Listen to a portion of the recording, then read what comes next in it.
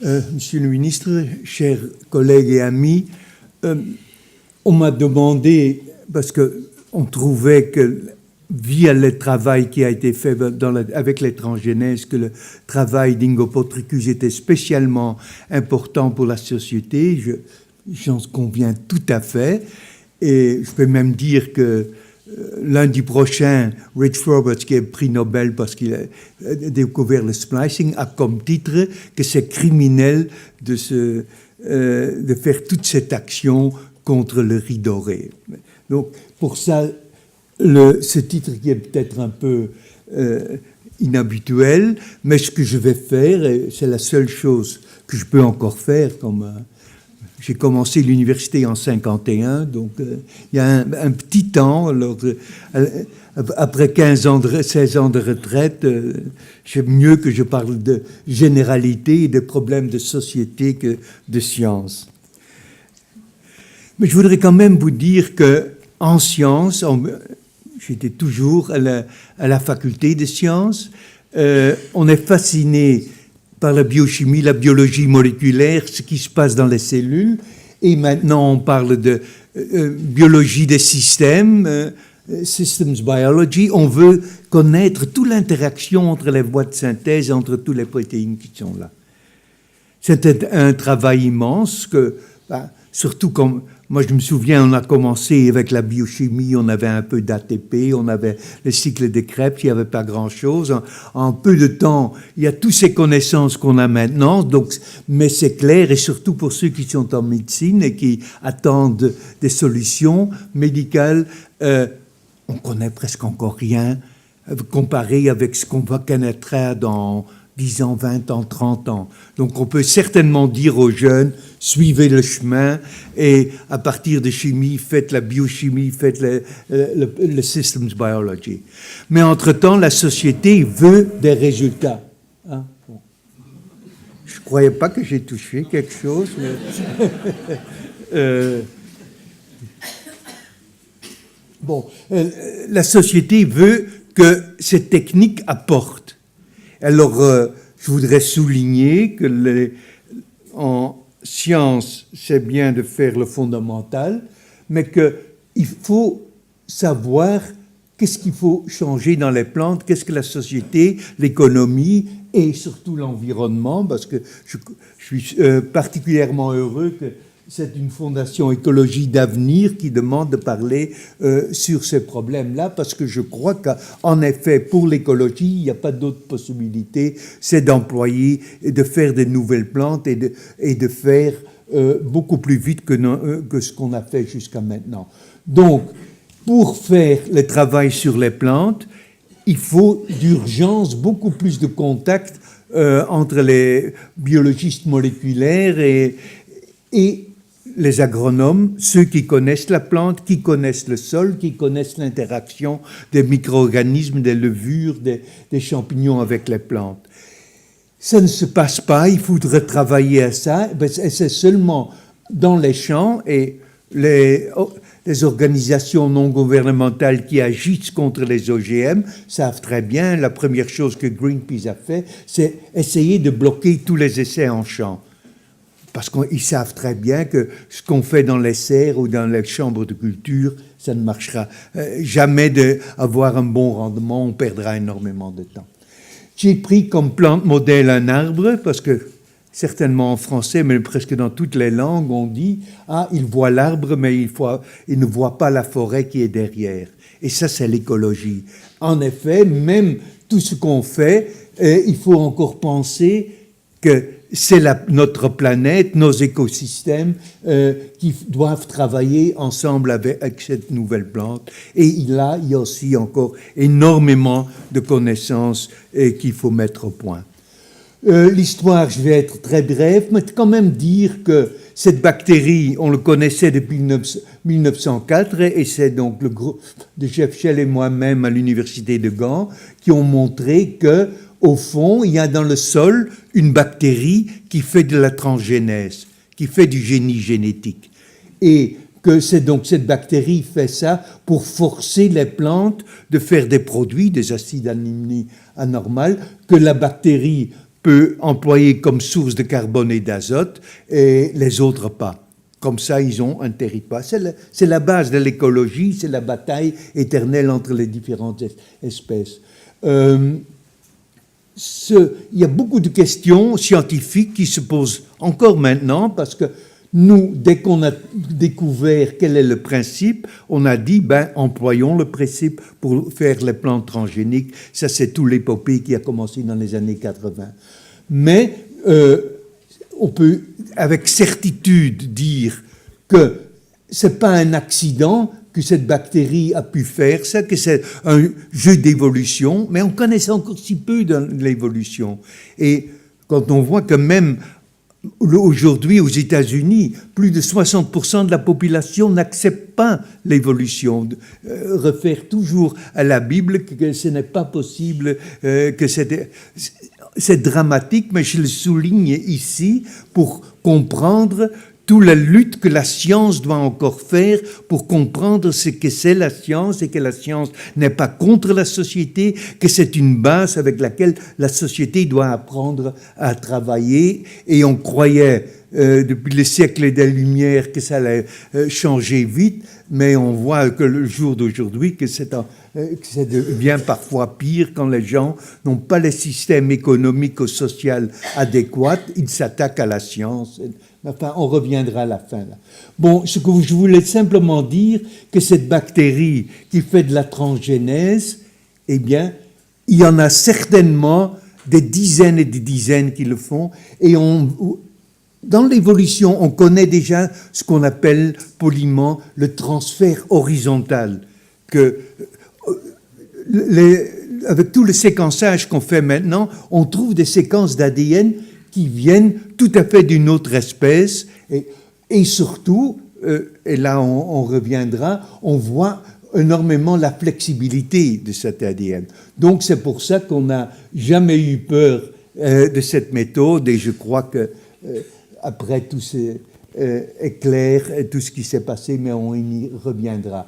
Je saute au milieu des années 90, où la commercialisation a commencé. Je prends comme symbole le coton, parce que pour l'instant, environ 70, peut-être 75% du coton dans le monde, c'est transgénique, c'est le coton transgénique. Je peux vous dire que tous vos billets de banque que vous avez, tous vos euros sont transgéniques parce qu'ils sont faits avec le coton. Il ne faut pas les brûler, il ne faut pas les jeter. Les scientifiques disent que... pour revenir un instant à le travail d'Ingo, en général, ceux qui sont contre la transgénèse disent « ça ne sert à rien ». Je peux déjà dire que, aussi bien que pour les pommes de terre, pour le riz doré, pour maintenant ce qu'un ancien étudiant a fait au Mexique, je le souligne parce que pour souligner que les pays en développement peuvent le faire, c'est employer le phosphite au lieu de phosphate. Il y a beaucoup de phosphite. Et faire une plante qui emploie le phosphite, qui est donc est en même temps un herbicide, parce que les autres plantes ne peuvent pas l'employer. C'est un engrais qui, quand il entre dans la mer, ne donne pas de dégâts. Donc il y a une grande série de produits qui ont été faits, qui sont bons pour la santé, donc augmentation d'anthocyanine dans les tomates, de l'oméga 3 qu'on peut mettre dans les plantes. Tous les spécialistes de la nutrition savent que maintenant, grâce à la transgénèse, on peut améliorer, mais on ne le fait pas parce que c'est tout dans le secteur public, c'est les universités qui le font, et les universités sont tout à fait bloquées avec la réglementation qui est impayable et les essais en champ qu'ils ne peuvent pas faire. Mais du cas pour le riz doré, c'est la catastrophe quand on voit que par la vitamine A, déficience en vitamine A, les dégâts qui sont faits, la population, surtout dans le tiers-monde, parce que nous sommes suffisamment riches d'avoir une nourriture variée, mais eux, absolument pas. Et quand Time Magazine a déclaré que Ingo était the Man of the Year, et qu'on dit voilà les possibilités, eh bien c'est la première publication qu'il a essayé de faire, c'était en 99, c'est déjà 15 ans, et on peut calculer tous les morts qu'on a eus et toutes les maladies, mais ceux qui sont contre les OGM disent que c'est les OGM qui sont dangereux, pas ce qui se passe dans la nature. Et ça, c'est évidemment...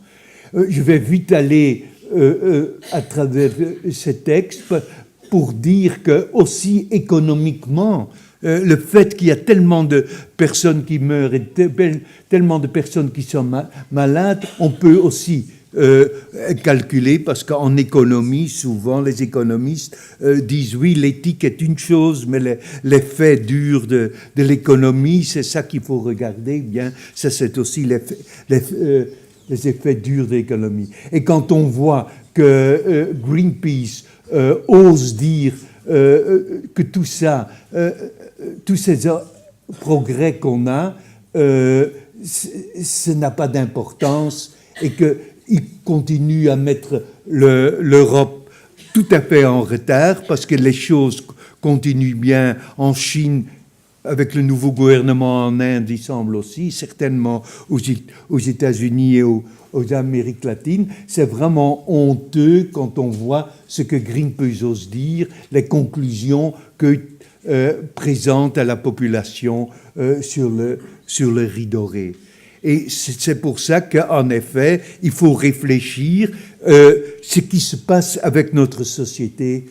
Parce que il y a le riz doré, mais je peux vous signaler que pour les bananes, là, on ne peut pas faire des croisements. Il y a un tas de maladies déjà qui sont résolues avec transgénèse en laboratoire, mais pas en champ. Et pourtant, au Kenya, en Ouganda, tout le monde attend d'avoir ces régulations.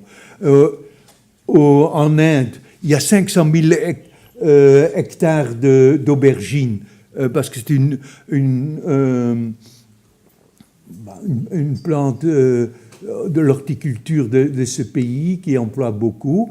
On continue à employer un insecticide vraiment toxique, c'est une neurotoxine, une liaison entre phosphate et azote, et souvent c'est les enfants ou les tout jeunes qui doivent faire le produit est interdit par la Convention de Stockholm que l'Inde n'a pas signée, et par génie génétique, le fameux BT, on a la solution. Bien, jusqu'à maintenant, en Inde, ce n'est pas permis. Heureusement, l'année passée, le Bangladesh a commencé, et maintenant, il y en a déjà pas mal. Philippines et Pakistan voudraient procéder aussi, mais Greenpeace a organisé la destruction des champs des premiers aubergines transgéniques qui ont été faites. Quand on voit, quand un scientifique autrichien a cru voir qu'en mangeant du maïs génétique, les souris avaient moins de petits, alors le Greenpeace en Inde, pas en Europe, mais en Inde, a directement dit, et j'ai vu ces manifestations, nous allons nous marier, nous n'aurons pas d'enfants parce que nous sommes obligés de manger des plantes transgéniques, du maïs transgénique. Quand des choses pareilles se passent, je crois que la société doit réfléchir. Quand on voit la surpopulation, ça, c'est le problème. Tout ce qu'on dit, les changements qu'on trouve insupportables, que la technologie nous impose, bien c'est dû parce qu'on a été tellement, je ne sais pas, le mot téméraire n'est peut-être pas le bon mot, c'est tellement inconscient. Au début du XXe siècle, nous étions 1 milliard. En 1945, après la guerre, on était 2 milliards. En 2000, on avait triplé. Et maintenant, on va vers 9 milliards, 10 milliards, on nous dit. Ben, à ce moment-là, on sait tous les problèmes qu'il y a. Mais je veux aussi signaler que c'est très compliqué, parce que dans PNAS, le Proceedings National Academy of Science des États-Unis, on dit, oui, que tout ça serait les problèmes de société qui se posent, parce que c'est pas la fin, c'est surtout la pollution. Quand on est tellement de milliards de personnes, il y aura tellement de pollution, et c'est l'écologie qui souffre, c'est notre planète qui en souffre en premier lieu. Nos industries sont polluantes, il faut faire des industries moins polluantes. Tout ça, la science peut faire, mais même en PNAS l'année passée, on ne parle pas d'OGM, parce que c'est politiquement pas tellement correct d'en parler. Je trouve que les scientifiques doivent souligner qu'après 13 ans maintenant, c'est des 15 ans, qu'on mange, et surtout nos animaux mangent des plantes transgéniques, que jamais il y a eu un accident de santé qui a été signalé, ni pour l'environnement. Pourtant, si vous vous souvenez de la vache folle, le gouvernement anglais disait « Oh, il n'y a pas de problème », mais les agriculteurs savaient qu'il y a un problème. Les vétérinaires savaient qu'il y a un problème et ils l'ont dénoncé et le travail a été fait. Ici, nos agriculteurs partout dans le monde n'ont jamais vu de problème, ni pour l'environnement, ni pour la santé. Et il faudra que... Et quand on parle des milliards de personnes qui ont mangé des repas à partir de transgéniques, il y a les animaux. Il y a environ 26 milliards de poulets par an que nous mangeons, qui ont tous grandi sur le soja et le maïs transgéniques. Et le nombre de cochons et autres, n'insistons pas. On a entendu que la science progresse énormément. Oui, on peut maintenant, dans les brins d'ADN, on peut localement changer les gènes, il y a tous ces nucléases, il y a tous ces nouveaux produits. Mais ceux qui veulent dire que les scientifiques, tout ce qu'ils savent faire, c'est détruire la nature, pour eux, si c'est spécifique ou pas spécifique, si on ajoute un gène, si c'est un gène de bactérie ou un gène de plante, c'est tout la même chose, c'est contre la science qu'ils agissent. Et c'est ça qu'il faudrait voir, mais aussi réagir. Nous, au secteur public, on fait la science. On découvre les nouveaux systèmes, on explique, on apprend à l'employer. On veut qu'il y ait l'application. Et alors on dit, ah, mais c'est l'industrie qui fait ces applications, il ne faut pas les croire, sont tous des menteurs. Je crois quand même que votre GSM marche, et on dit même qu'il est dangereux, mais personne ne va le rendre. Et tout ce qu'on fait, on n'a pas trouvé d'autres systèmes en économie, ce qu'on appelle poliment économie de marché, la libre concurrence. L'État doit les guider, mais le fait est que le tout est tellement cher et que l'innovation se fait dans le privé, mais ensemble avec le secteur public qui apporte la science. Mais cette société, et pour les spécialistes, je montre ici le canola hybride par génie génétique, qui est seulement employé au Canada, parce que même les grandes compagnies ne l'ont pas employé, on ne va pas entrer dans ces détails, pas le moindre danger, puisqu'au Canada c'est employé, on aura besoin partout, et ça viendra, parce que la force hybride, la base est l'épigénétique, on est en train de comprendre l'épigénétique, et on va employer pour beaucoup d'autres plantes, des plantes hybrides. On le fait seulement le maïs, parce que c'est facile à les construire, mais on l'aura pour d'autres plantes. Mais le plus important, c'est la communication.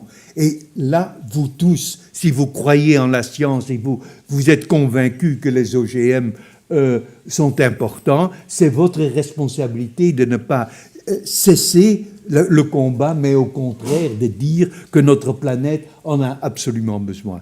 C'est certainement votre droit, si vous n'y croyez pas, de le dire, mais l'étape suivante d'interdire cette science, je crois quand même que tout le monde peut comprendre que c'est néfaste pour notre planète. En Union soviétique, on a parlé de génétique capitaliste qui était la génétique classique de Mendel et Morgan, et Lysenko était la génétique progressiste. On a vu les catastrophes. Dans les années 20, les débuts de la génétique, quand on comprend ce que c'était des marqueurs, on ne savait pas ce que c'était l'ADN, mais déjà, on trouvait qu'il y a des génomes, donc ça représente la personne. On a le milieu, le génome, et tout semblait tellement statique. Et quand on a des génomes, il y a des choses brillantes, des hommes brillants, donc il y a des meilleurs génomes que d'autres. Donc il y a des gens inférieurs. Donc les Untermenschen doivent être éliminés. Et ça, on a vu dans notre société ce genre de raisonnement, la catastrophe que ça a donné dans les années 30-40. Donc, chaque fois que la science fait une démonstration, je suis tout à fait d'accord que la science ne doit pas dire à la société ce que la société doit faire, mais l'inverse serait catastrophique. La science doit dire, voilà, ça c'est les faits, c'est à vous de décider ce que vous faites. On fait ça tous les jours. Et on parle de loi de Newton, c'est la science. Ben, on sait qu'un corps de tel poids, de telle hauteur, on aura une accélération, que s'il tombe par terre, il ne survivra pas. Si quelqu'un veut se suicider, c'est son droit. Mais dire que la loi de Newton n'existe pas, il n'y a personne qui y pensera. Ben, donc, j'espère que... Il y a 2 ans, à Rio, on a fait le point où en est-on pour l'environnement. On a vu 800 000 personnes qui protestaient contre les OGM, contre l'interférence de la science dans la société. Heureusement, le gouvernement brésilien a pris comme conclusion: battons-nous contre la faim, contre la pauvreté, sauvons la planète, parce que ça, c'est quand même des slogans que tout le monde doit être d'accord, mais pour le réaliser, les scientifiques croient que c'est quand même l'engineering et la technologie qui devra le faire, et c'est pas seulement la démonstration ou brûler des cierges pour résoudre la planète. Et c'est entre nous tous qu'il faut discuter et pas se battre pour essayer d'employer cette science. Et je crois que il trouve que j'ai souvent trop parlé déjà, mais regardez ce que les philosophes, les psychologues, les neurologues disent, que nous sommes tous des cerveaux qui croient. La connaissance qu'on est sur une petite spécialité. Donc, il ne faut pas rire des personnes qui ne croient pas dans les OGM. Il faut essayer de l'expliquer et de continuer à l'expliquer. Et pas prendre une position de masse là. Il y a des gens qui croient dans des UFO, dans des esprits. Bien, ça n'a moins de problèmes. Mais soyons quand même conscients que nous, tout le temps, nous employons de soi-disant arguments rationnels qui ne le sont pas. En France, 1 million de personnes ont fait des démonstrations contre le mariage pour tous. Quels sont les arguments rationnels contre les homosexuels? Vous pouvez dire, oui, c'est votre droit, j'ai un dégoût, je ne supporte pas, mais il faut voir où est la rationalité.